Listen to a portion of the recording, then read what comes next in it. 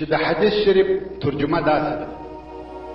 یعنی په کلي او صحرا کې داسې درې نفره نشته چې په هغو کې د په جماعت سره لمونځ نه ادا کېږي مګر پر هغو د شیطان احاطه او حمله ونه کړي. نو لمونځ په جماعت سره ادا کوه، ځکه شرموش هغه جلا سوی او لرې کړه سوی پسه خوري. چې د حدیث شریف مقصد هم داسې چې ستا د ساتنې او حفاظت دپاره لمونځ په جماعت سره ادا کوه ورنه د شیطانانو د حمله او احاطې لایق ګرځي. نو د جماعت لمونځ د مس، سحر او شیطانانو څخه ساتنه ده. څلرم حصن قیام اللیل دی. که څوک غواړي چې ځان د سحر څخه وساتي، د شپې یو څه حصه د لمونځ قیام اللیل کوي او په دغه کار کې د اهمال او بې پروایي نه کوي، ځکه په قیام اللیل کې بې پروایي کول شیطان پر انسان مسلطه کوي، او که شیطان پر یو چا مسلطه سي هغه څوک به د سحر د تاثیر دپاره لایق او آماده وي، یعنی ډېر ژر د سحر تر تاثیر لاندې راتلای سي. د عبدالله ابن مسعود رضی الله تعالی عنه څخه روایت دی، وایي د رسول الله صلی الله علیه و آله وسلم په حضور کې داسې یو سړی یاد کړه سو چې ماښام تر سهاره بیده وي، یعنی د ماخوستن تر لمانځه وروسته چې بیده سي بیا د سهار لمانځه ته راکښېني، د شپې ولمانځه ته نه راپورته کېږي. رسول الله صلی الله علیه و آله وسلم وفرمایل: بال الشیطان فی اذنه، رواه البخاري، یعنی شیطان د هغه په غوږ کې بولې کړي دي. مقصد دا چې دغه سړی هم د شیطان تر تسلط لاندې دی. نو یو د هغو شیانو څخه چې انسان د مس، سحر او شیطان د تاثیر څخه ساتي قیام اللیل د شپې لمونځ دی. مسلمان وروره کوشش وکړه چې د دغه حسن او لوی خیر څخه محرومه نشي. پنځم حسن د بیت الخلا د ننوتلو په وخت کې استعاذه ویل، یعنی په الله عز وجل سره د شیطان څخه پناه غوښتل، دا ځکه چې دغه نجس ځای د شیطانانو د هستوګنې او شپې تېرولو ځای دی، او په دغه ځای کې شیطان ته دا موقع په لاس ورځي چې پر مسلمان حمله وکړي او پر مسلطه سي. د کتاب مؤلف وایي یوه د شیطانانو راته وویل چې زه په دغه سړي هغه وخت ننوتلم چې دی بیت الخلا ته ننوتل او اعوذ بالله یې ونه ویل، نو زه پر مسلط شوم او په ده ننوتلم. مؤلف وایي مگر الله عز وجل زما کومک وکړي، شیطان می په وتلو سره امر کوي او الحمدلله ووتل. د کتاب مؤلف وحید عبدالسلام وایي یوه پیري راته وویل الله عز وجل تاسې ته قوي اسلحه درکړې ده چې په هغه سره تاسې موږ خنثی کولی سئ مګر تاسې هغه نه استعمالوئ. ما ویل هغه اسلحه څه شي ده؟ ویل نبوي اذکار. رونو امام بخاری او امام مسلم د رسول الله صلی الله علیه و آله وسلم څخه په صحیح حدیث شریف کې روایت کوي چې کوم وخت به خلا ته داخلېدی ویل دی بسم الله اللهم انی اعوذ بک من الخبث والخبائث. خبث ونر پیرانانو ته ویل کېږي او خبائث د پیرانانو و ښځو ته ویل کېږي. نو دا هغه استعاذه ده چې انسان یې باید د بیت الخلا د ننوتلو په وخت کې ووایي، نو به انشاء الله تعالی د پیرانانو د تسلط او غلبې څخه خلاص. شپږم حسن د لمانځه د شروع په وخت کې استعاذه ویل. د جبیر ابن مطعم رضی الله تعالی عنه څخه روایت دی چې د رسول الله صلی الله علیه و آله وسلم د لمانځه د ادا کولو په وخت کې ولیدي چې د لمانځه په شروع یا د لمانځه د مخه یې درې واره وویل الله اکبر کبیرا والحمد لله کثیرا وسبحان الله بکرة واصیلا او اعوذ بالله من الشیطان الرجیم من نفخه ونفثه وهمزه. نفخ یعنی کبر، نفس یعنی سحر، همز یعنی وسوسه، جنون او مریضی، سر.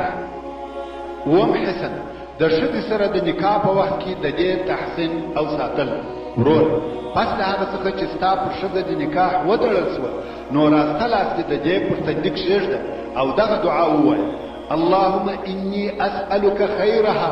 وخیر ما جبلتها علیه واعوذ بك من شرها وشر ما جبلتها عليه. او ممکن دغه دعا هم پر زیاته کې اللهم بارك لي فيها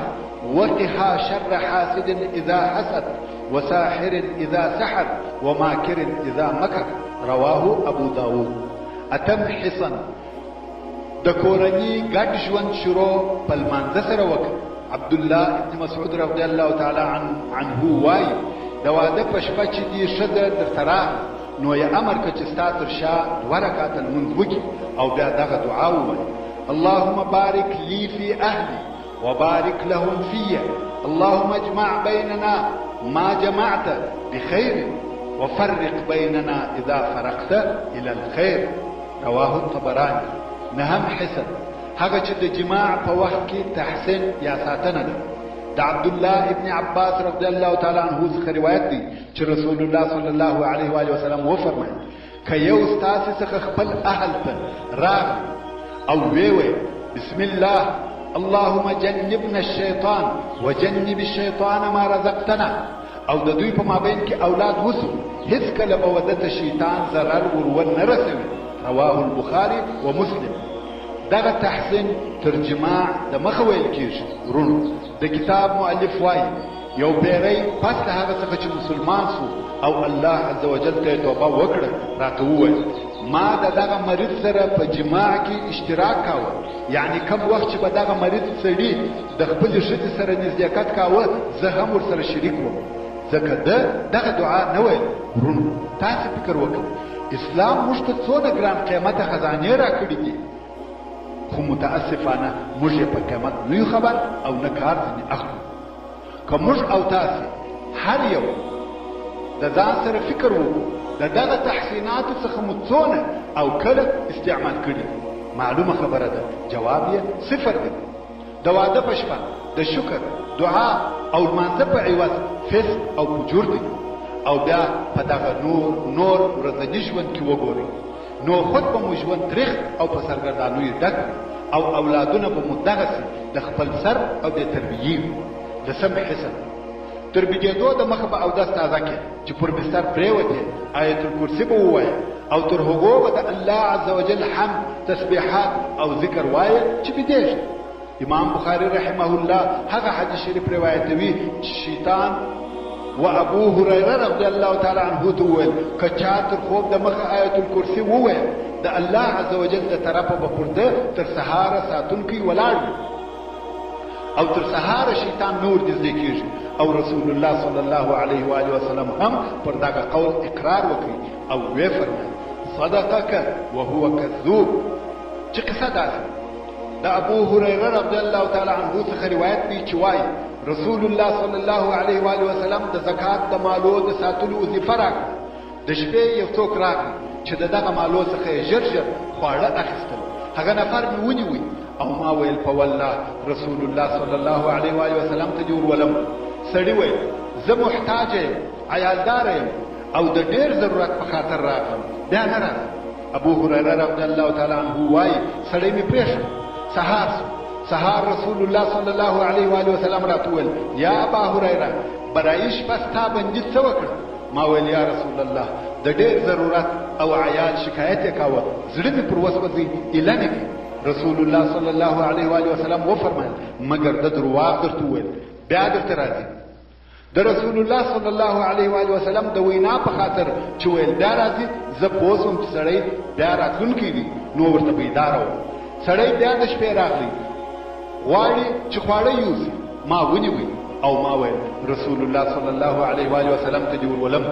سړی په زارو یوسو ویل: زه محتاجه او عیالدار یم، بیا نه راځم. زما بیا د ده د زاروی په خاطر زړه پر وسوځل سو، ایله مې کړه. سهار رسول الله صلی الله علیه و آله وسلم پوښتنه راڅخه وکړه، ویل: یا ابا هريره ستا بندي څه وکړ؟ ما ویل: یا رسول الله د ډېر ضرورت او عیالداري شکایت یې کاوه، زړه مې پر وسوځل سو، ایله مې کړه. رسول الله صلی الله علیه و آله وسلم وفرمایل: هغه درواغ درته ویل، بیا راځي. نو درېیمه شپه بیا ورته ویښ او بیداره وم. سړی بیا راغلی په خوړو پسې ګرځي، ما ونیوی او ورته ومې ویل: اوس دې نو خامخا و رسول الله صلی الله علیه و آله وسلم ته ورولم، دا دې درېیم وار دی چې وایه بیا نه راځم او راسي. سړي ویل: پرېږدم، داسې کلمې به در وښیم چې الله جل جلاله به په هغه سره فایده در ورسوي. ورونو دا خو معلومه ده چې صحابه کرامو تر هر چا د خیر د کارو د زده کولو ډېر کوشش کاوه. نو وایي ما ورته وویل هغه کلمې چې شي سړي ویل کوم وخت چې د بېدېدو دپاره بستر ته ولاړ سې آیت الکرسي وایه لا اله الا هو الحي القیوم تر آخره. د دغه په واسطه به تر سهاره پورې د الله عز وجل د طرفه محافظ در باندې مقرره وي او تر سهاره شیطان نه در نږدې کېږي. ما هم پرېښه کوم وخت چې سهار سو رسول الله صلی الله علیه و آله وسلم راته وویل برایي دې بندي څه وکړه؟ ما ویل یا رسول الله هغه ویل چې زه به داسې کلمې در وښیم چې الله عز وجل به د هغو په واسطه فایده راورسوي. ما هم الک رسول الله صلی الله علیه و آله وسلم ویل هغه کلمې چې شوې ما ویل ده راته ویل کوم وخت چې د خوب دپاره بستر ته ولاړ سې آیت الکرسي اول تر آخره پورې وایه او ویل تر سهاره به د الله عز وجل د طرفه ستا سره محافظ وي او تر سهاره شیطان نه در نږدې کېږي. نو رسول الله صلی الله علیه و آله وسلم راته وویل صدقک وهو کذوب رښتیا یې درته ویلي دي خو اصلا دی درواغجن دی. او ویل یا ابا هریره ته پوهېږې چې دغه درې شپې دي د چا سره خبرې کولې؟ ما ویل یا ده صلی الله علیه و آله وسلم وفرمایل دا شیطان رواه البخاري. 11 حسن دغه راتلونکي آیاتونه به هره ورځ د ماښام تر لمانځه وروسته وایي. اول سورة البقره د اول آیات څخه د 5 آیات تر آخره. دوهم آیت الکرسي او تر هغه وروسته دغه دوه آیاتونه تر آیت الکرسي وروسته دغه دوه نور آیاتونه. دریم د سورة البقره 3 آخرني آیاتونه ان شاء الله تعالی په دغه شپه او ورځ کې به د پیرانانو او سحر څخه ساتلي. رواه الدارمي عن ابن مسعود رضی الله تعالی عنه. 12 حسن د سهار تر لمانځه وروسته به 100 واره لا اله الا الله وحده لا شريك له له الملك وله الحمد وهو على كل شيء قدير وایي. ذکر رسول الله صلی الله علیه و آله وسلم فرمایي که چا د ورځې دغه کلمې په دغه عدد سره وویل دلته به د 10 مریانو د آزادولو ثواب وي او 100 نیکۍ به ورته ولیکل سي او 100 ګناهونه به ځنې ایسته او محو کړه سي او په دغه ورځ کې به تر ماښامه پورې د شیطان څخه محفوظ او ساتلی وي او هیڅوک به تر ده ښه عمل را نه وړي یا هیچا به تر ده ښه عمل نه وي کړي بې له هغه چا څخه چې تر ده زیات عمل وکړي. یعنې د هغه چا عمل به تر ده ښه او ډېر وي چې دغه کلمې یې تر ده ډېرې ویلي وي. رواه البخاري چې دغه کلمه یې تر ده ډېره ویلي. 14 حسن ومسجد ته به د ننوتلو په وخت کې دا دعا وایي أعوذ بالله العظيم وبوجهه الكريم وسلطانه القديم من الشيطان الرجيم. ذكر رسول الله صلى الله عليه وآله وسلم فرمایي که چا دغه کلمه وویل شیطان وایي نن ټوله ورځ ما څخه وساتل سو. رواه ابو داود. 14 حسن سهار او ماښام به 3 واره دغه دعا وایه بسم الله الذي لا يضر مع اسمه شيء في الارض ولا في السماء وهو السميع العليم. رواه الترمذي. 15 حسن کم وخت چې د کوره څخه وځې دغه دعا وایه بسم الله توکلت علی الله ولا حول ولا قوة الا بالله. ځکه ته چې دغه دعا ووایه په جواب کې درته وویل سي کفیت ووقیت وهدیت او شیطان در څخه لرې او ګوښه سي. او بل شیطان ته وایي ته په هغه چا څه کولی سې چې هم هدایت او لارښوونه ورته سوي وي هم ساتل سوي وي هم منع کړه سوي وي یعنې د ده څخه هر شر منع کړه سوي وي. رواه ابو داود والترمذي. 14 حسن د سهار او ماښام تر لمانځه وروسته به دغه دعا وایه اعوذ بکلمات الله التامات التي لا يجاوزهن بر ولا فاجر من شر ما خلق وذرأ وبرأ ومن شر ما ينزل من السماء ومن شر ما يعرج فيها ومن شر ما زرع في الأرض ومن شر ما يخرج منها ومن شر فتن الليل والنهار ومن شر توارق الليل والنهار إلا طارق يطرق بخير يا رحمن. 15 حسن سهار او ماښام دغه دعا وایه أعوذ بكلمات الله التامات من غضبه وعقابه ومن شر عباده ومن همزات الشياطين وأن يحضرون. اتلسم حسن سهار أو ما شام بدغ دعاوي اللهم إني أعوذ بوجهك الكريم وكلماتك التامات من شر ما أنت آخذ بناصيته. اللهم أنت تكشف المأثم والمغرب. اللهم إنه لا يهزم جندك ولا يخلف وعدك سبحانك وبحمدك. نولسم حسن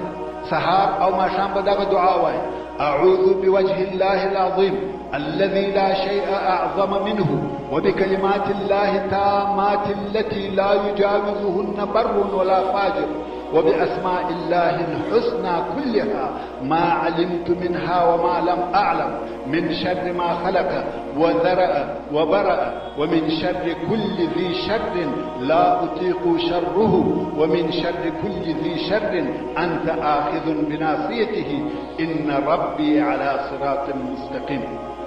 شلم حسن هر سهار أو ما شام بدغ دعاوي تحصنت بالله الذي لا إله إلا هو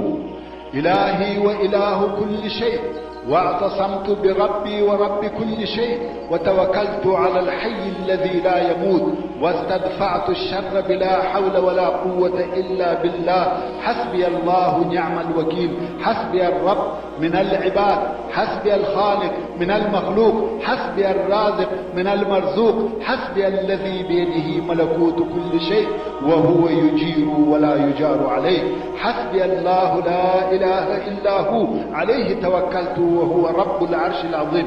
رون دغه تحسينات څخه هر یو ډیر مفید دی او دغه تحسينات ان شاء الله تعالى په صورت عموم سره د هر سحر څخه ساتونکي دي،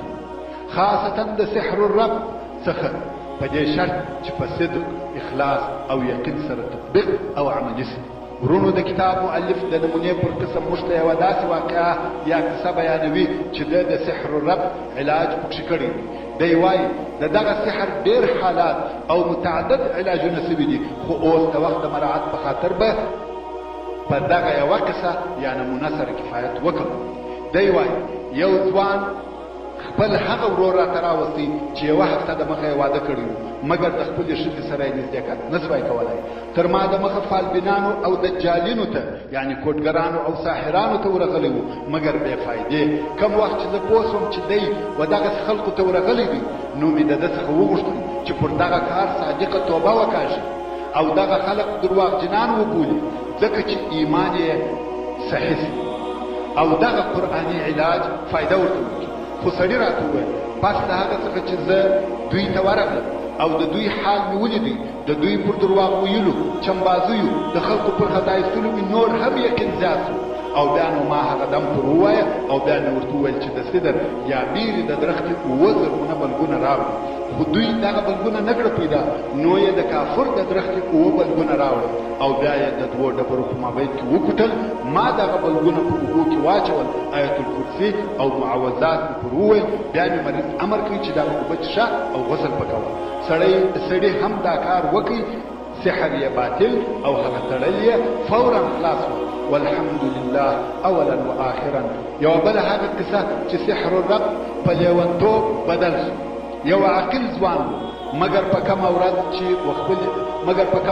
د خپلې ښځې سره یو ځای سو، حال یې تغیر وکړ او د تړلو حالت ورته پېښ شو او بیا یې دغه حالت ولیونتوب ته واوښت. او دا چې سحر د خپل حال څخه و بل حال ته اوړي، دا کار نن ورځ د ساحرانو د جهل په خاطر ډېر زیات پیښیږي، ځکه دوی ته د سحر اقسام او فنون نه دي ورمعلوم. لکه هغه ښځه چې یوه ساحر ته ورغله چې د دې په خاوند داسې سحر وکړي چې بې له دې څخه نور یې د ټولو ښځو څخه بد راسي. ساحر هم سحر وکړي، دې هم په خپل خاوند وخوړي،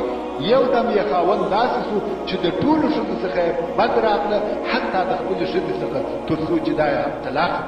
ښځه بل وار بیا و ساحر ته ورغله چې دغه سحر ور باطل کړي، مګر دا وار ساحر مړ سوی. نو دغه ځوان هم د سحر الرب څخه ولیونتوب ته ورسېدی. لکه لیونۍ نارې به یې وهلې او په کلي کې به پر خپل مخ بې مقصده او بې هدفه رهي و. کم وخت چې د سدر بلګونه په اوبو کې وردم کړه سوه، هغه اوبه یې وچښلې او په ولمبېدی. ځوان عاقل او پرسد سو. بیرته خپل اهل او کورنۍ ته راغلی. والحمد لله وحده. محترم ورونو، اوس د صارم البتار د کتاب اتم فصل شروع کیږي. په دې فصل کې ان شاء الله تعالی د نظر په متعلق خبرې کیږي. نظر په عربي کې عین ورته ویل کیږي، حتی په پښتو کې سترګه هم ورته وایي. اول به د قرآن مجید څخه هغه دلایل بیان سي چې نظر او د هغه تاثیر ثابتوي. دوهم به د سنت نبوي څخه هغه دلایل بیان سي چې نظر او د هغه تاثیر ثابتوي. دریم به د نظر پر وجود او حقیقت د علماء کرامو اقوال را نقل سي. څلورم به د نظر او حسد په مابین کې فرق در وښول سي. پنځم به دا بحث وي چې پیرانان هم انسانان نظر کوي. شپږم د نظر علاج درښول کیږي. او که نور هم په قطعه کې ځای پاته وو، هلته به د نظر د علاج یو څو واقعي کیسې د نمونې په ډول درته بیان شي. او اوس ان شاء الله تعالی په اتم فصل شروع کړو. اول به د قرآن مجید هغه آیاتونه تلاوت سي چې د نظر وجود او تاثیر ثابتوي. الله عز وجل د سورة یوسف په 8 نمبر آیاتو کې فرمایي: وقال یا بني لا تدخلوا من باب واحد وادخلوا من ابواب متفرقه وما اغني عنكم من الله من شيء ان الحكم الا لله عليه توكلت وعليه فليتوكل المتوكلون. ولما دخلوا من حيث امرهم ابوهم ما كان يغني عنهم من الله من شيء الا حاجه في نفس يعقوب قضاها وانه لذو علم لما علمناه ولكن اكثر الناس لا يعلمون. دغه قصه هم د قصص الانبیاء په سلسله کې په تفصیل سره اوریدلې. تکرار ته حاجت نشته. خو حافظ ابن کثیر رحمه الله دغه دوه آیاتو په ترجمه کې وایي چې الله عز وجل د یعقوب علیه السلام حال راته بیانوي. کوم وخت چې د علیه السلام خپل زامن د بنیامین په ملګرتیا د مصر پر طرف لېږل، نو یې دوی امر چې ټوله یو ځای د یوې دروازې څخه مصر ته مور ننوځي، بلکې د مختلفو دروازو څخه په متفرق ډول ورننوځي. لکه څرنګه چې ابن عباس، محمد ابن کعب، مجاهد، ضحاک، قتاده، سدی او نور هم وایي. یعقوب علیه السلام پر دوی د نظر څخه وبېرېد، ځکه دوی ټوله د جمال، ښې قیافې او قوارې، صحت او ځوانۍ خاوندان، نو پر دوی وبېرېدی چې نظر نشي، ځکه نظر حق دی. او فارس د آس څخه راغورځوي، یعنی ښه سواره د نظر په واسطه د آس راغورځول کیږي. او د الله عز وجل دا قول چې یعقوب علیه السلام خپلو زامنو ته وایي: وما اغني عنکم من الله من شیء، یعنی دغه احتیاط او تدبیر د الله عز وجل د قضا او قدر څخه څوک نشي خلاصولی. که الله عز وجل د یو شي اراده کړې وي، هغه نشي منع کولی. او دا چې فرمایي: ولما دخلوا من حيث امرهم ابوهم ما كان يغني عنهم من الله من شيء الا حاجه في نفس يعقوب قضاها. علماء کرام وايي د یعقوب علیه السلام د زړه حاجت دغه و چې نظر نشي. او بل دا چې الله عز وجل د سورة القلم په 51 نمبر آیات کې فرمایي: وَإِن يَكَادُ الَّذِينَ كَفَرُوا لَيُزْلِقُونَكَ بِأَبْصَارِهِمْ لَمَّا سَمِعُوا الذِّكْرَ وَيَقُولُونَ إِنَّهُ لَمَجْنُونَ. کیسه داسې هلته په مکه مکرمه او مشرکینو کې داسې خلک وو چې په نظر درلودلو او نظر کولو کې ډېر مشهوره وو. نو کفارو دغه خلک وګمارل چې تاسې پر رسول الله صلی الله علیه و وسلم دغه خپل بد نظر واچوي. او هغه نظر اچونکي سړي راغلل. رسول الله صلی الله علیه و وسلم چې په لمانځه مشغول وو، هغو په ډېر قوت سره خپل نظر پر واچاوه او ډېر کوشش یې وکړي چې دا نظر پر ده صلی الله علیه و وسلم ولګول شي. مگر د رسول الله صلی الله علیه و وسلم فقط په دغه ویلو سره لا حول ولا قوة الا بالله هغه خلق ناکامه شو.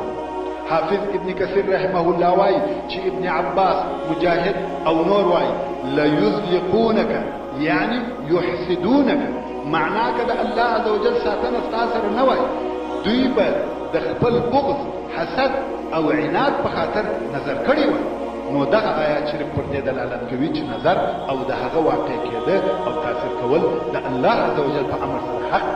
لکه څنګه چې په دغه باره کې ډېر احادیث روایت شوي دي او اوس به د سنت مطهره څخه هغه حادث را نقل کوم چې د نظر پر تاثیر دلالت کوي. اول د ابو هريره رضی الله تعالی عنه څخه روایت دی چې رسول الله صلی الله علیه و آله وسلم وفرمایل العين حق رواه البخاري ومسلم، يعني نظر حق دی. دوهم د عائشه صدیقه رضی الله تعالی عنها څخه روایت دی چې رسول الله صلی الله علیه و آله وسلم وفرمایل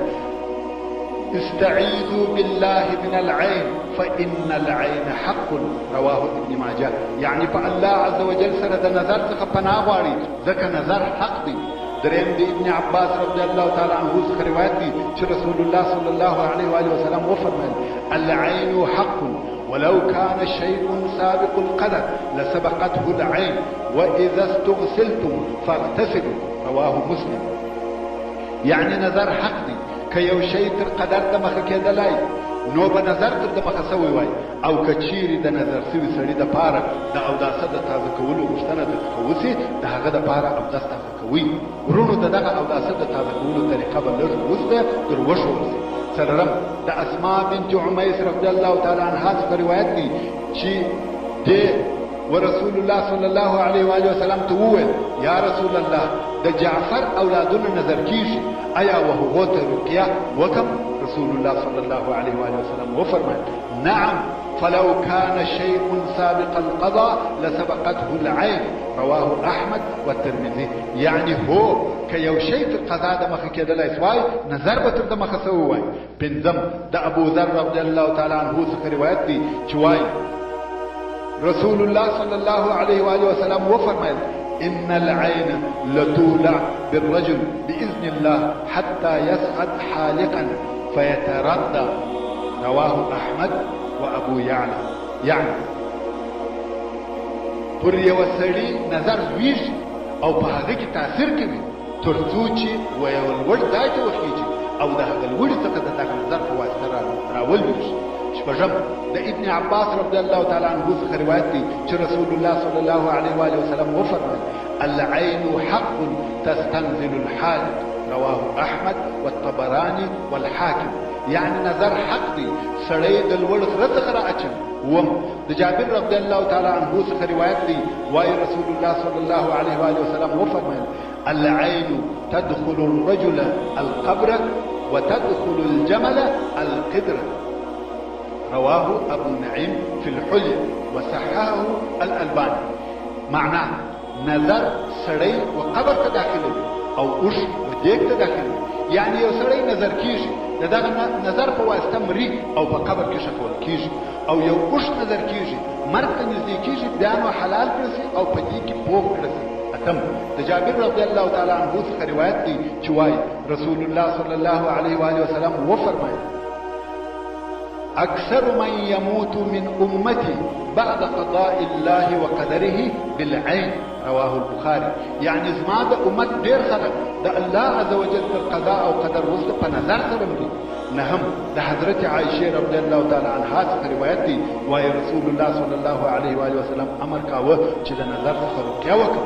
رواه البخاري. لسم د انس بن مالک رضی الله تعالی عنه څخه روایت دی وایي رسول الله صلی الله علیه و آله وسلم د نظر حمه او نمله څخه د رقیه کولو اجازه کړې ده رواه مسلم. ورونو نظر معلوم او حمه د هر زهري شي وهلو ته وایي لکه د مار لړم او داسې نورو زهري حشرات وهل، او نمله یعنی میژان. خدا نمله یو قسم زخمونه یا داغونه یا دانه غوندې زخمونه دي چې پر بدن پیدا کیږي، سوفت او التهاب لري او هغه ځای ډېر دشپړسېږي او د بدن و نورې حصې ته نشریږي او د دغه انتشار په خاطر نمله ورته ویل کیږي، یعنی میژان غوندې نشریږي. یولسم د ام سلمه رضی الله تعالی عنها څخه روایت دی چې رسول الله صلی الله علیه و آله وسلم زما په کور کې د یوې نجلۍ پر مخ یوه توره ټپله یا داغ ولیده. صفعه په عربي کې صفعه ورته وایي صفعه یې ولیده نو یې وفرمایل بها نظرة استرقوا لها رواه البخاري ومسلم، يعني دې ته نظر ورسېدلی دی د دې دپاره رقیه وکړو. نور همداسې احادیث ته خو موږ به په دغه کفایت وکړو. او د نظر په متعلق د علماء کرام اقوال حافظ ابن کثیر رحمه الله وایي نظر کېدل او د الله عزوجل په امر د هغه تاثیر حق دی. حافظ ابن حجر رحمه الله وايي د نظر حقیقت د خبيث الطبع د طرف څخه د داسې خوشېدو چې حسد ورسره وي و یو چا یا یو شته کتل چې د دغه کتلو په واسطه و هغه چا یا شته ضرر ورپېښېږي چې ورته کتل سوي. فتح الباري ابن الاثير رحمه الله وايي دغه خبره چې خلق وايي فلانی نظر سوی دا هغه وخت ویل کیږي چې و هغه فلانی ته دشمن یا یو حاسد کتلی وي او په هغه کې تاثیر وکړي او دغه کتلو په خاطر مریض ورون. حافظ ابن القیم رحمه الله زاد المعاد په کتاب کې د نظر په اړه کې ښه مفصل او مدلل بحث لري چې دلته یې رانقلول د وخت د لږوالي په خاطر پرېږدم که بیا په فته کې ځای پاتو ان شاء الله تعالی درته رانقل وکړم. ورونو یو نظر یو حسد خو زه به هغه فرق درته بیان کوم چې د نظر او حسد په مابین کې موجود دی. خو اول به تر هر څه د مخه د نظر علاج درته بیان کوم ځکه زه بیریږم چې فته به خلاصه سي او موږ به د علاج رسولو ونه رسېږو. د نظر د علاج دپاره ډېرې طریقې شته چې زه به د هغو څخه یو څه درته بیان کوم. اوله طریقه د نظر کوونکي د طرفه د اندامو پرېولل یا اودس. ورونو که نظر کوونکی وپېژندل سو یعنی دا معلومه سوه چې دغه نظر د فلاني د طرفه څخه دی نو د هغه فلانی په اغتسال سره امر کړي او بیا دې دغه د اغتسال اوبه پر نظر سوي شي یا سړي د شا د طرفه په یوه وار توی کړي ان شاء الله تعالی جوړ. د ابي امامه ابن سهل ابن حنیف رضی الله تعالی عنه څخه روایت وایي زما پلار سهل ابن حنیف رضی الله تعالی عنه د مدینې منورې په یوه شیله کې چې خراب ورته ویل کېږي غسل نو یې هغه خپله اغوستې جبه یا کالی وکړي. عامر ابن ربیعه رضی الله تعالی عنه ورته کتل څرنګه چې زما پلار سهل د ښه او سپین پوست خاوند نو عامر وویل ما هیڅ داسې پوست نه دی لیدلی لکه دا نن ورځ دا خو لکه هغه پیغله چې په خپل ځای او کور کې پټوي. سهل رضی الله تعالی عنه پر هغه ځای د نس په شدید درد اخته سو او درد یې نور هم زیاتېدی. رسول الله صلی الله علیه و وسلم د ده په درد او تکلیف خبر سو او یو چا ورته وویل سر نسي راپورته کولی. رسول الله صلی الله علیه و وسلم وفرمایل آیا یو څوک متهموي یعنی دا وایاست چې د یو چا د طرفه څخه نظر ورته رسېدل دي؟ خلکو وویل هو عامر ابن ربیعه. نو رسول الله صلی الله علیه و وسلم عامر را وغوښتي ورته په قهر سو او ویې فرمایل الا ما یقتل احدکم اخاه الا برکته اغتسل له. یعنی یو د تاسې څخه ولې خپل ورور وژني د برکت دعا به دې ورته کړې وای او د ده دپاره اندامونه پرېمني. نو عامر هم خپل مخ لاسونه څنګلې زنګنونه قدمونه او د لوم داخل په یوه کټوري کې پرېوت او دغه اوبه پر سهل د شا د طرفه څخه وپاشل سوې. سهل په دغه لحظه جوړ سو. رواه احمد والنسائي وابن ماجه.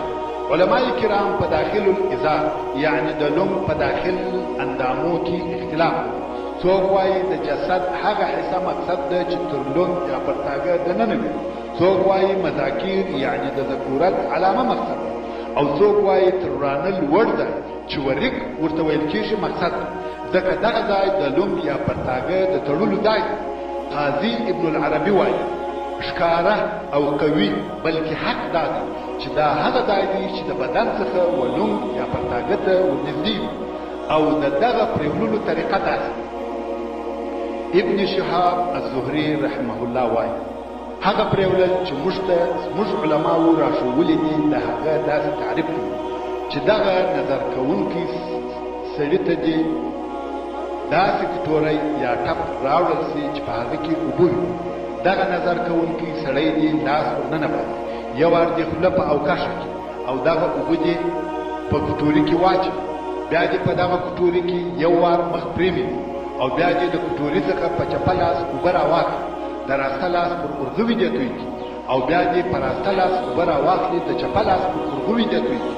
بیا دې په چپه لاس اوبه راواخلي په راسته څنګلي دې توی کړي بیا دې په راسته لاس اوبه راواخلي په چپه څنګلي دې توی کړي بیا دې په چپه لاس اوبه راواخلي په راسته قدم دې توی کړي او بیا دې په راسته لاس اوبه راواخلي په چپه قدم دې توی کړي بیا دې په چپه لاس اوبه راواخلي په راسته څنګانه دې توی کړي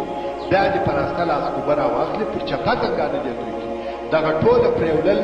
به یو او دننه په کټوري کې وي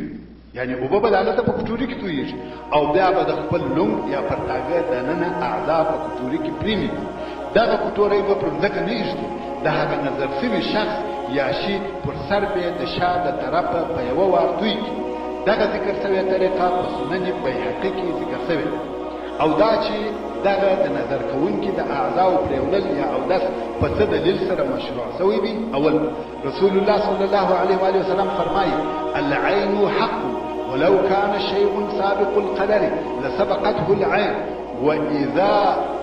استغسل احدكم فليغسل رواه مسلم یعنی نظر حق که یو شی تر قدر د مخه کېدلای وای نظر به تر د مخه سوی وای او که چیرې د یوه څخه ستاسې د پرېوللو غوښتنه وشي هغه دې پرېولل ورکوي دوهم د ام المؤمنین حضرت عایشه صدیقه رضی الله تعالی عنها څخه روایت دی وای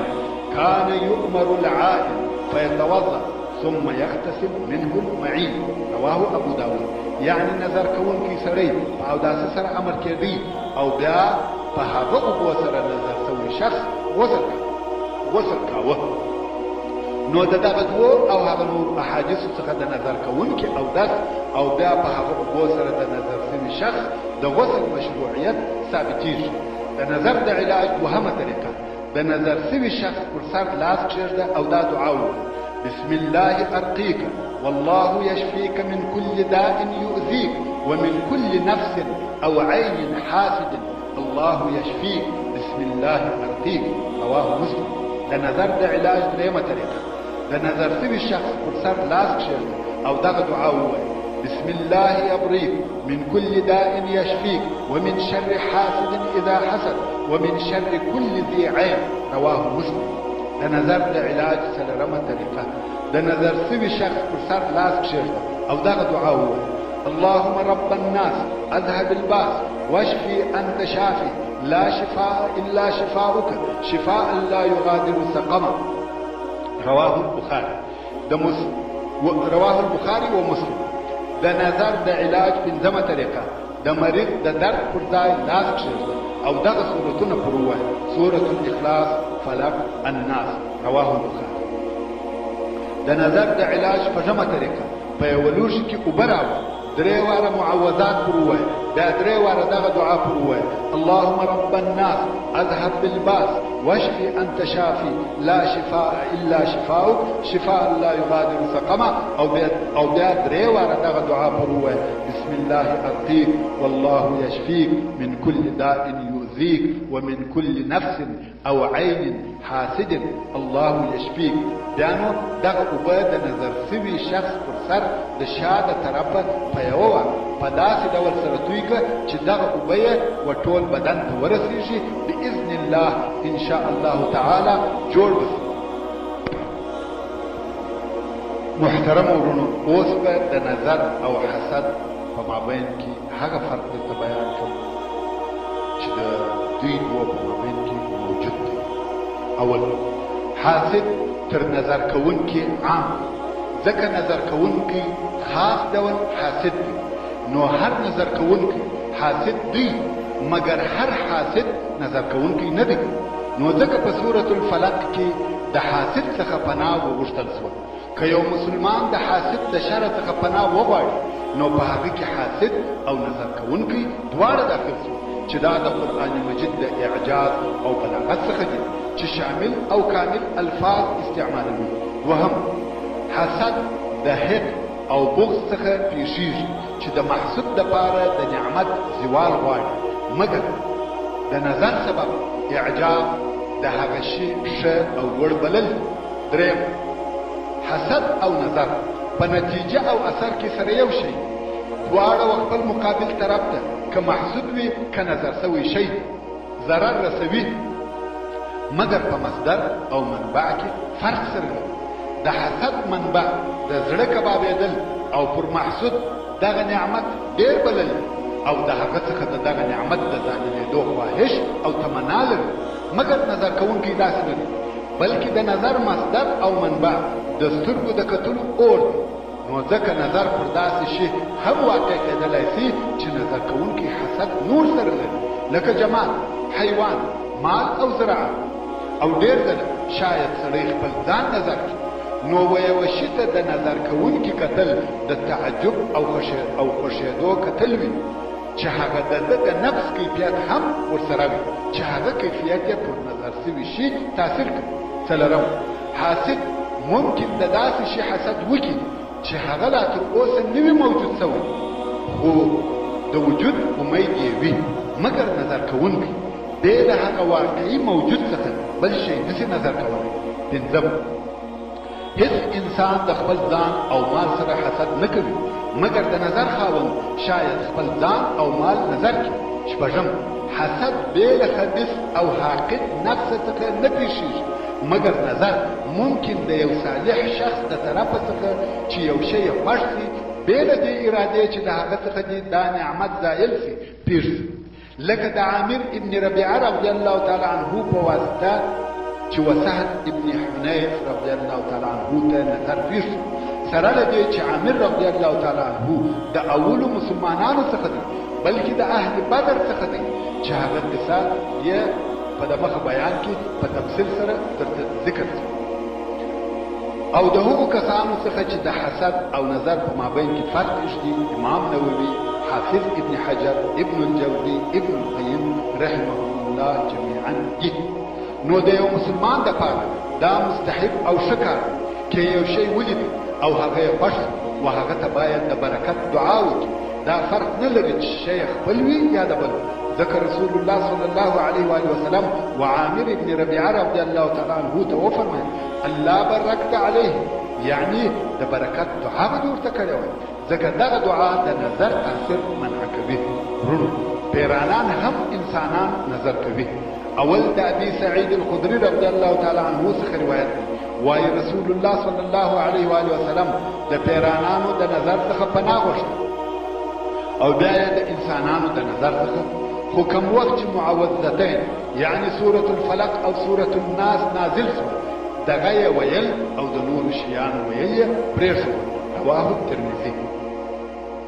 دوهم د ام المؤمنین ام سلمه رضی الله تعالی عنها څخه روایت دی چې رسول الله صلی الله علیه و آله وسلم د دې په کور کې یوه نجلۍ ولیده فی وجهها صفعه یعنی چې د هغې په مخ کې یوه توره ټپله په مخ کې یوه توره ټپله یا داغ نو رسول الله صلی الله علیه و آله وسلم وفرمایل استرقوا لها فإن بها النظر رواه البخاري يعني د دې لپاره رقیه وکړي ځکه دا نظر شوی فرا چې د عربي ژبې لوی پوه او قانون ایښوونکی هغه وایي صفعه يعني د جن د طرفه نظر نو دغه دوه احادیثو څخه موږ ته دا معلومه شوه لکه څرنګه چې د انسانانو د طرفه څخه نظر واقع کیږي دغه رنګه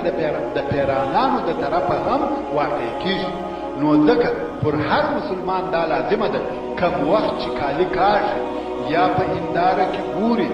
یا بل هر کار کوي اسم الله ووایي دا د پاره د دې چې د خپل ځان څخه د پیرانانو او نورو د نظر آزار لري او منع کړي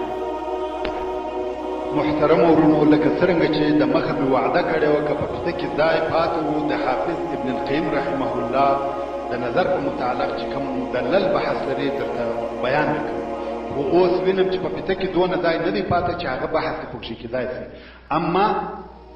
بیا هم څونه چې ځایېږي هغو نه درته بیانوم حافظ ابن القیم رحمه الله وایي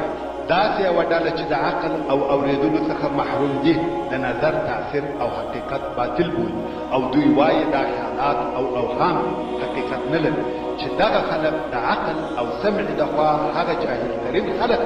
چې د ارواح او نفوسو د اوصاف او افعال او تاثیراتو د معرفت او پوهې څخه ډېر لري حال دا چې د ټولو امتو پوهان او عاقلان که څه هم د دوی ملیتونه او مشربونه سره مخالف هم وي د نظر مسأله نه ردوي او نه د هغه څخه انکار کوي که څه هم د هغه په سبب یا د هغه د تاثیر په جهت او طریقه کې اختلاف سره لري خو انکار نه ځینې کوي او بیا وایي چې په دې کې هیڅ شک نشته چې الله عزوجل په بدنو او ارواحو کې مختلف قوتونه او مختلف طبیعتونه پیدا کړي دي او په اکثرو کې مؤثر خاصیتونه او کیفیتونه ایښي دي چې د هیڅ عاقل انسان لپاره دا امکان نشته چې په اجسامو کې دي د ارواحو د تاثیر څخه انکار وکړي ځکه دا داسې کار دی چې په سترګو لیدل کېږي او حسیږي ته وینې چې د یو چا مخ هغه وخت چې داسې څوک ورته وګوري چې دی په قهر کوي او یا دی ځینې شرمېږي څنګه تک سور شي او وینې چې د یو چا مخ هغه وخت تک ژړ شي چې هغه څوک ورته وګوري چې دی ځینې بیریږي او دا هم په تجربه سره خلکو لیدلي دي چې یو څوک د یو چا په کتلو سره مریض کېږي او یا یې قواوې ضعیفه کېږي چې دا کارونه ټوله د ارواحو د تاثیر په واسطه پیښیږي مګر څرنګه چې دغه کارونه د سترګو سره شدید ارتباط لري نو د دغه کارونو نسبت سترګو ته کېږي خو په حقیقت کې دا کارونه د سترګو نه دي بلکې دا د روح تاثیرات او ارواحونه په خپلو طبیعتو کیفیتو خواصو او قوتو کې سره مختلف دي د حاسد روح د محسود دپاره ښکاره ازارونکی دي نو ځکه الله عزوجل خپل رسول امر کوي چې د حاسد محترم ورونو متاسفانه بحث پای ته نه ورسېد نو اوس تاسو سره د خدای پاماني کوم د دعا په امید والسلام علیکم ورحمة الله وبرکاته وما توفیقی الا بالله والحمد